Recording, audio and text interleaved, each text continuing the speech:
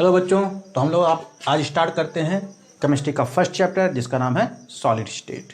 तो चलिए, solid state में इस स्टेट को जानने से पहले हम ये जानते हैं मैटर क्या होता है। ये वही है जिसको आप क्लास 9 से पढ़ते चले आ रहे हैं। क्या?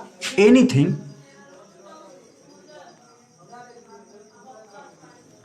विच ऑक्यूपाई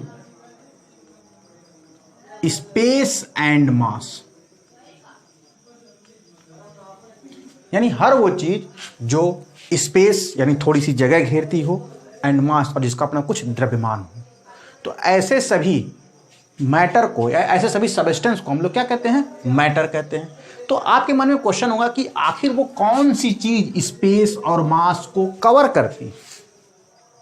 तो इसका पूरे यूनिवर्स में सिर्फ और सिर्फ एक ही आंसर है, वो है एटम। ये वही एटम है जिसके बारे में आपने इसकी प्रीवियस क्लास में पढ़ा था कि एटम 3 फंडामेंटल पार्टिकल से मिलकर बने होते हैं, जिनका नाम है इलेक्ट्रॉन, प्रोटॉन और न्यूट्रॉन। तो जब एटम से एटम कंबाइंड होते हैं तब वो मॉलिक्यूल बनते हैं, और मॉलिक्यूल जब अलग अलग रेशियो में अलग अलग मैटर के अलग अलग सबस्टेंस के साथ कंबाइन करते हैं तो वो पूरे यूनिवर्स का सृजन करते हैं, जिसमें हम भी हैं, आप भी हैं, हमारी ये धरती है, हमारा ये आकाश है, और हमारी चारों तरफ रहने वाले हमारे इन्वायरमेंट हैं। ये सभी और सभी किससे बने हुए? मैटर से बने। तो अगर ये मैटर से बने हैं तो हमें ये जानना चाहिए कि हमारे इस सभी विजिबल इनविजिबल सराउंडिंग में, विजिबल और अनविजिबल सराउंडिंग में, ये जो मैटर है वो कुल कितने रूपों में एग्जिस्ट करता है? ये इसका दूसरा क्वेश्चन होगा कि अगर ये मैटर है कि anything which occupy space and mass, तो फिर पहला क्वेश्चन होता है कि कौन वो ऑक्यूपाई करता है? तो एटम एंड मॉलिक्यूल। अब क्वेश्चन होता है कि ये एटम और मॉलिक्यूल नेचर में कुल कितने फॉर्म में मिलते हैं? तो इसका आंसर आता है कि ये, अगर हम लोग कहते हैं मैटर, तो ये मैटर आपको इस नेचर में 3 रूपों में मिलता है: सॉलिड, लिक्विड और तीसरा गैस। Solid, liquid, gas. अब आपके मन में क्वेश्चन है कि आखिर मैटर केवल इन्हीं तीनों फॉर्म में क्यों एग्जिस्ट किया, जबकि बना तो था वो मैटर से ही बना, ये एटम से ही बना था। आपको पता है कोई भी एटम, चाहे किसी गैस का हो, चाहे किसी लिक्विड का हो या किसी सॉलिड का हो, उसका अल्टीमेट पार्टिकल यही इलेक्ट्रॉन, प्रोटॉन, न्यूट्रॉन है। और ये इलेक्ट्रॉन, प्रोटॉन, न्यूट्रॉन दुनिया के सबसे स्मॉलेस्ट पार्टिकल हैं, और जिनके पास अपना स्पेस भी है और मास भी है। मतलब they are tiniest smallest particle which conceive mass and space. अब क्वेश्चन ये होता कि फिर आखिर ये इतने 3 फॉर्म में एग्जिस्ट कैसे हुए? इसका आंसर सिर्फ एक है, इंटरमॉलिक्यूलर फोर्सेस। क्या मतलब है? एक्चुअल में जब एटम और मॉलिक्यूल एक दूसरे के नजदीक आते हैं तो उनके बीच में जो गैपिंग होती है, जिसको हम इंटरमॉलिक्यूलर स्पेस कहते हैं, वो इंटरमॉलिक्यूलर स्पेस को कितना ऑक्यूपाई करते हैं। जितना ज्यादा से ज्यादा ऑक्यूपाई करेंगे वो उतना ही कंडेंस होता चला जाएगा, और जब वो अपने मिनिमम इंटरमॉलिक्यूलर स्पेस में होगा तब वो बनेगा सॉलिड। यानी मिनिमम इंटर मॉलिक्यूलर स्पेस किनके बीच में? जब 2 एटम एक दूसरे के सबसे क्लोजेस्ट फॉर्म में जाएंगे तो उनके बीच में ऐसे इंटरमॉलिक्यूलर स्पेस सबसे कम फॉर्म में अगर एग्जिस्ट करते हैं तो वो अपनी पोजीशन को छोड़ नहीं सकते। अपनी पोजीशन छोड़ने के साथ साथ ये जब छोड़ेंगे नहीं तो ये अपनी पोजीशन से मूव नहीं कर सकते।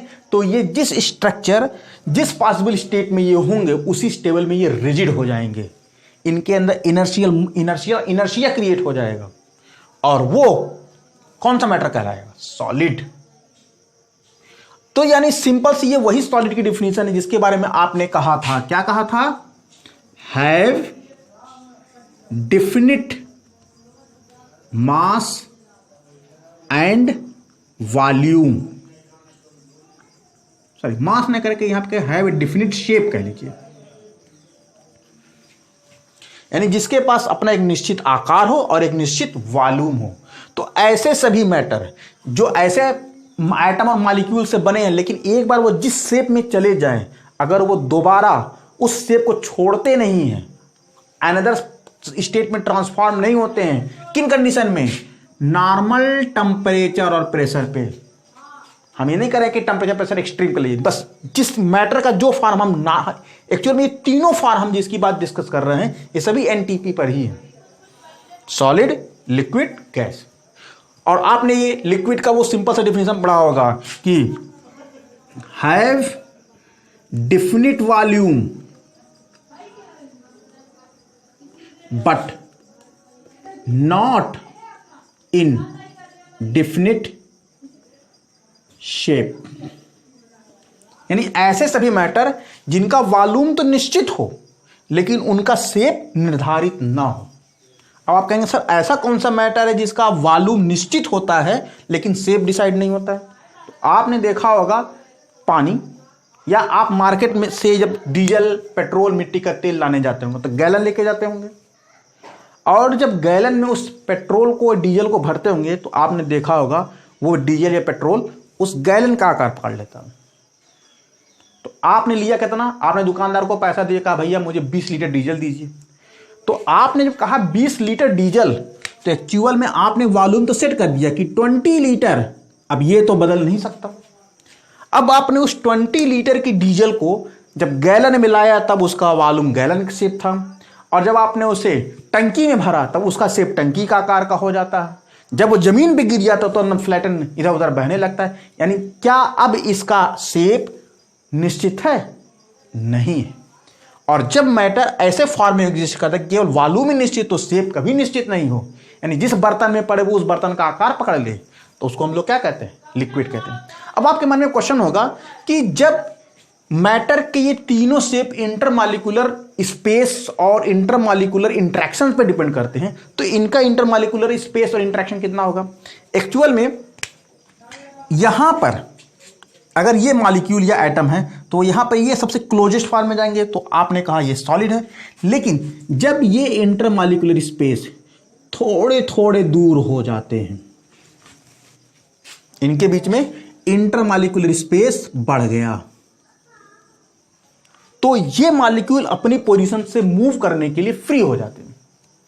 और जब मैटर के अंदर मोबिलिटी आ जाती है तब उसका शेप बिगड़ने लगता है। और यही वजह है कि लिक्विड के शेप कभी भी निश्चित नहीं होते, because of mobilisation of molecules. Molecule के बीच में मोबिलाइजेशन होता है, और ये मोबिलाइजेशन क्यों होता है? क्योंकि इनके बीच में इंटरमॉलिक्यूलर स्पेस सबसे ज्यादा होते हैं। किनके कंपैरिजन में? सॉलिड के। आप गैस के लिए मत कह दीजिएगा। और जब इनके बीच में ये इंटरमॉलिक्यूलर स्पेस बढ़ने शुरू करते हैं तो ये मॉलिक्यूल मोबिलाइज होना शुरू करते हैं, और यही वजह है कि इनका आकार अनियमित हो जाता है। लेकिन ये मॉलिक्यूल के जो इंटरेक्शन फोर्सेस हैं एक निश्चित रेंज में वर्क करते हैं। ये मॉलिक्यूल को अपने से बहुत फार नहीं जाने देते, एक निश्चित परिधि में रखते हैं। और यही वजह है कि जब वो उसको निश्चित परिधि में रखते हैं तो वो स्टेट ऑफ मैटर क्या कहलाता है? लिक्विड। जब बात आप गैस की करते हैं तो इसमें आप सभी जानते हैं एक ही definition, no definite shape and no definite volume. यानी ये मैटर का वो स्टेट है जहां पे एटम या मॉलिक्यूल तो हैं, लेकिन ये एटम और मॉलिक्यूल ना किसी निश्चित आकार के दिखेंगे ना किसी वॉल्यूम को। ऐसा क्यों? क्योंकि इनके बीच में जो लगने वाले इंटरेक्शन फोर्सेस हैं वो लिक्विड की तुलना में बहुत ज्यादा होता है। मतलब इंटरेक्शन, इंटरमॉलिक्यूलर स्पेस बहुत ज्यादा होता है।